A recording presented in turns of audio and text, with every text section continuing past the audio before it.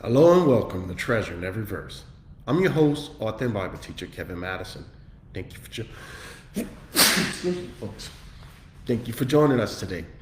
Okay, friends, we're back, and we're going to get back into our study, essentially trying to see, according to the scriptures, how is it possible that God can choose some and not choose others?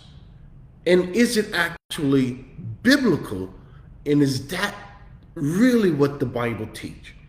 Or is it somewhere in the middle? Who gets the determining factor or determination of who goes to heaven and who goes to hell? Is it God alone? Or is it God plus humans? Or is it God allowing humans to have free will and the final ultimate decision? So that's the three possibilities. It's God alone. Does it because he won't? It's God and humans. God has his role, humans have their role. Or is it humans by themselves? God gives them free will and we make the ultimate decision on whether or not we choose to accept God, believe God, end up in heaven instead of in hell. Let's go to the book. So the last time we were here, and folks, you have to understand that this is Bible study. I don't do surface stuff. So if you're going to give questions, you're going to question, I'm happy to answer any question. But you have to understand, I'm not going to give you a one verse answer. Why? Because that won't help you at all. We have to build the proper foundation, and then from that foundation, build up to the answer, because that's how the Bible answers it. You can't go to one scripture, friend, and pick that out, because guess what? Somebody can come right behind you and find another scripture that looks like it contradicts what you're going to bring up. But when you got a solid foundation of multiple books saying the exact same thing, leading up to what they're going to point out on their one scripture, then you know you are on a solid foundation. You have proper doctrine. All right. So what did we learn? We learned, number one, that you and I don't think like God. So the first thing that should come to your mind when you come into any study, when you hear anybody come to you with anything, including myself, is that person taking God's point of view?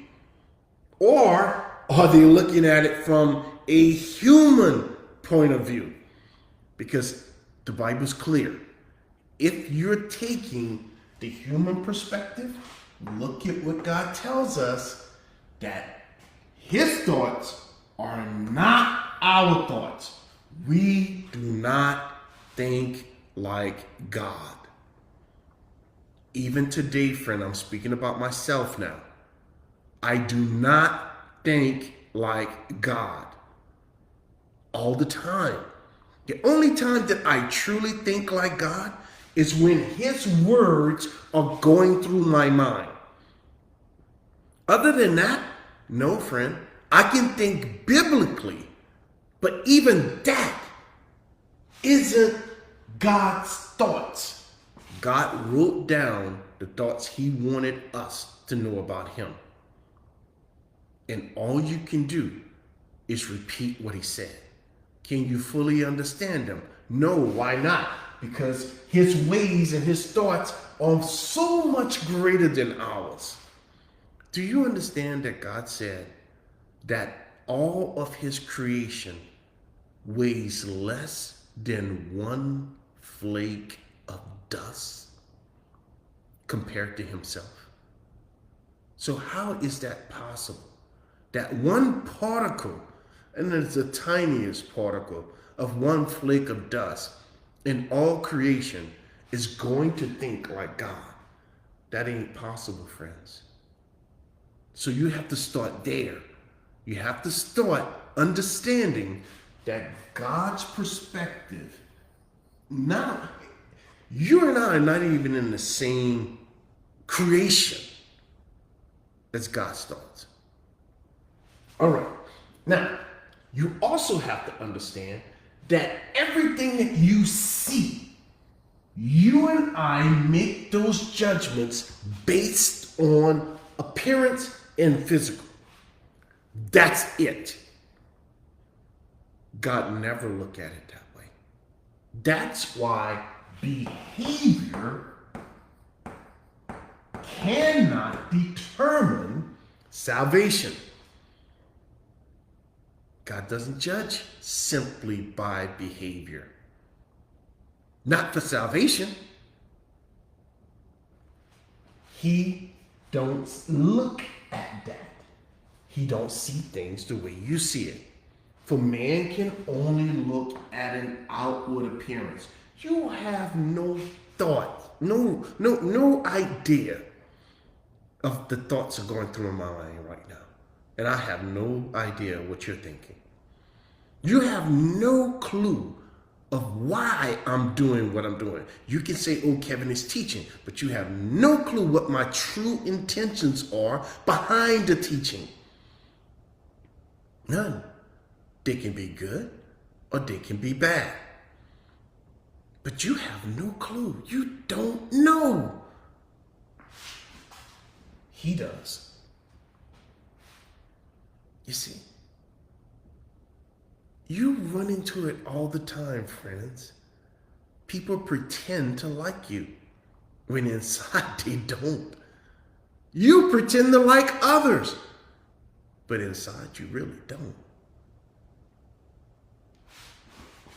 God looks at the heart here as defined other places in the Bible is the human spirit. That's where everything begins with you and I. Everything is located here, not in your body, not in what can be seen. It's on the inside of you. Remember what Jesus said. Clean the inside of the cup first. That. The cup is your body. What's on the inside? That right there. The book of Ecclesiastes said if you take the spirit out of the body dies. James repeated that same thing. As this body without the spirit is dead, so is faith without works. You need a human spirit. Now, he goes on and he says, look, everything that you see, every single thing known to man, all of it is temporary. That's why you shouldn't be putting your trust in it. Number one, this shirt that I have on, if I die right now, it belongs to somebody else instantly. All the money that I have, if I die right now, it belongs to somebody else instantly. The house, the cars, the job, everything. In that perspective, is temporary. But that's not what God is talking about. The temporary to God is the fact that he's going to destroy everything that you currently see and know. He's going to destroy heaven. He's going to destroy the heavens. He's going to destroy the earth. That's the world to God. He says, I'm going to destroy it all. All of it.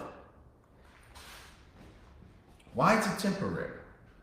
It's temporary because of this right here, friends. Listen to the Most High God.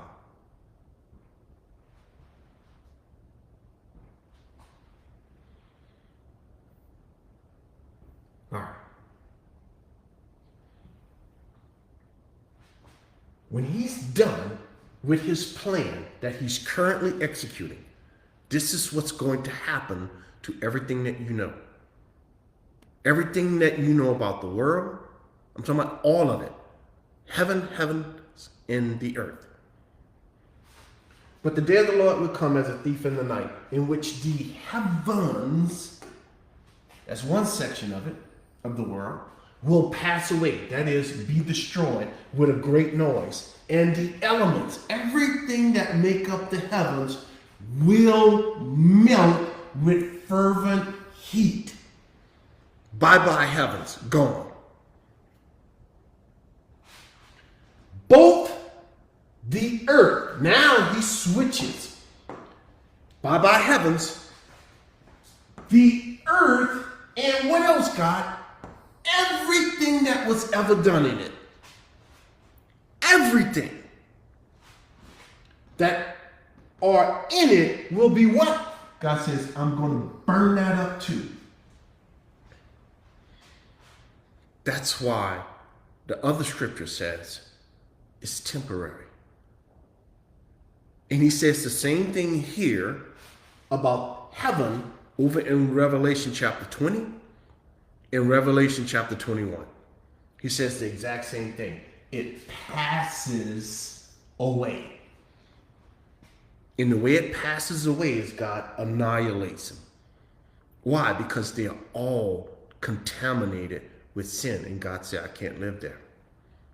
He wants to live within his creation, but he cannot live somewhere that's been even remotely contaminated with sin.